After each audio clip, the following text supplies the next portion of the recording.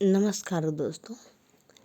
चलिए अब स्वर और व्यंजन संधि के बाद हम देखते हैं विसर्ग संधि। तो विसर्ग संधि में पहले हम इसकी परिभाषा देखते हैं, किसे कहते हैं।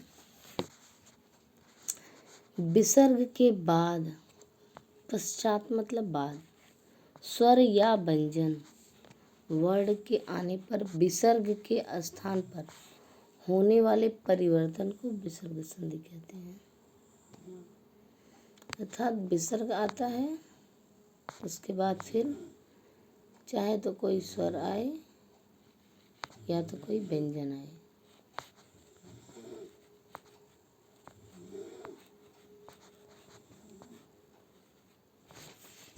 ठीक, तो चलिए देखते हैं इसके नियमों को। विसर्ग संधि के कौन कौन से नियम हैं।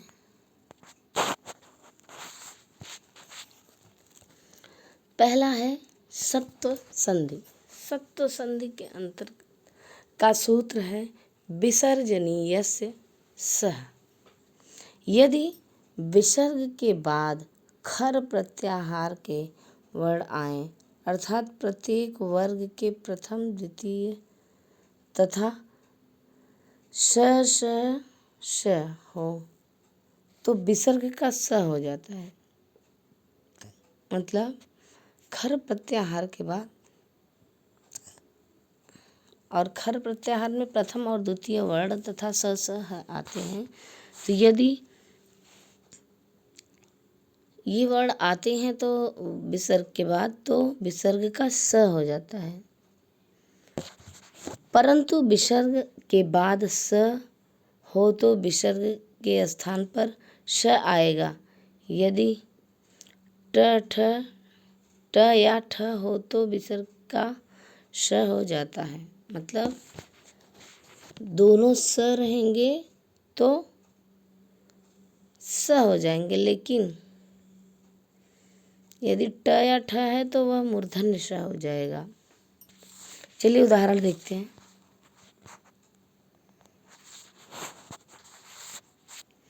जैसे नमः धन ते, यहाँ पे विसर्ग और ते मिलने के बाद स बन गया नमस्ते। बालकः धन तरति, यहाँ विसर्ग के बाद त होने के बाद बालकस्तरति रूप बना।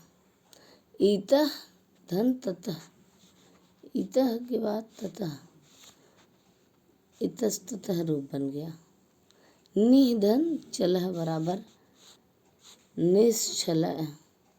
सिर धन छेदः बराबर शिरश्छेदः। धनु धन टंकार बराबर धनुष टंकार। ये है दोस्तों विसर्ग संधि का दूसरा नियम, जिसे हम सत्व संधि कहते हैं। यदि विसर्ग के बाद पूर्व ई उ, विसर्ग के पूर्व ई या उ हो तथा बाद में क ख या प फ में से कोई वर्ण हो तो विसर्ग के स्थान पर श मतलब मूर्धन्य स हो जाता है। तो चलिए देखते हैं। जैसे निः धन कपट,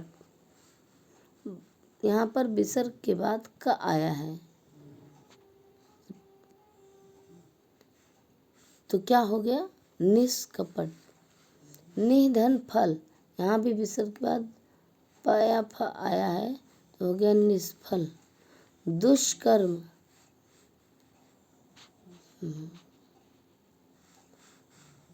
दुष्कर्म का हो गया दुष्कर्म।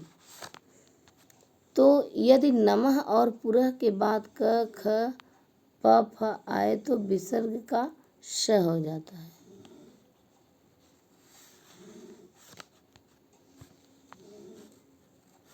जैसे नमःकार, तो यहाँ नमस्कार हुआ।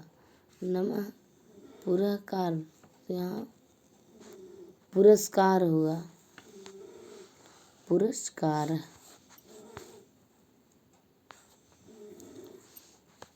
अब यहाँ विसर्ग का रुत तथा उत्त गुण तथा पूर्व रूप गुण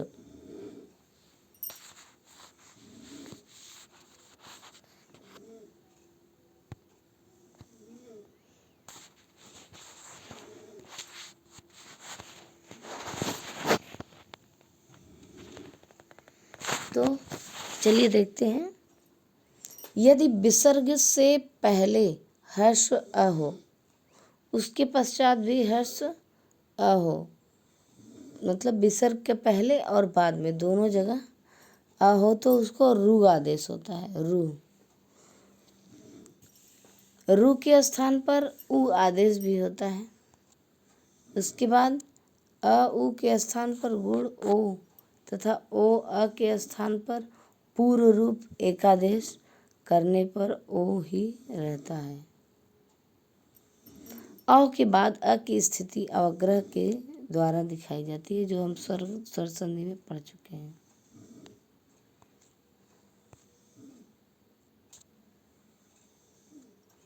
चलिए उदाहरण देखते हैं। यहाँ पे बालः धन अयम यह दिया गया है, तो यह विसर्ग को उ आदेश बालः धन अ प्लस विसर्ग अयम बालः,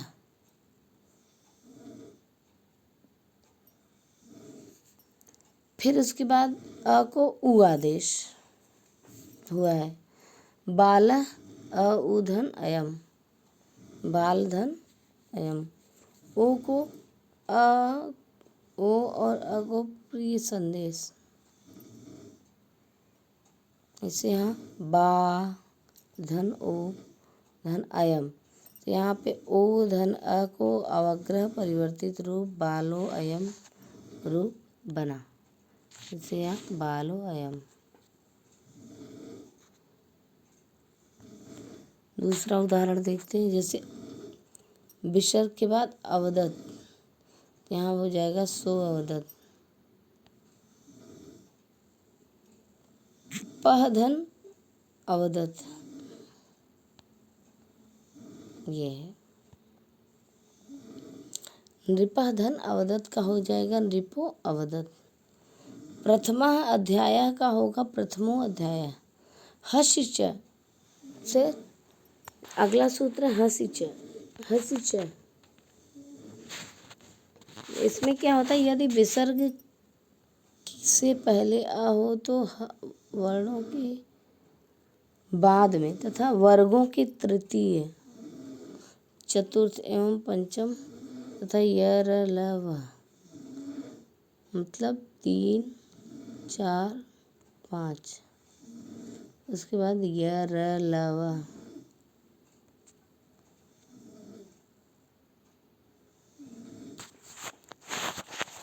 हो तो